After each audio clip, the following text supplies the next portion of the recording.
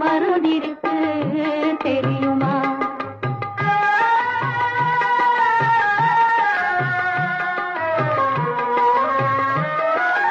ஆறுமணக்கும் ஐயனின் திருமருந்து, ஆறுமணக்கும் ஐயனின் திருமருந்து, நல்ல அறிவு கண்ணை திறந்து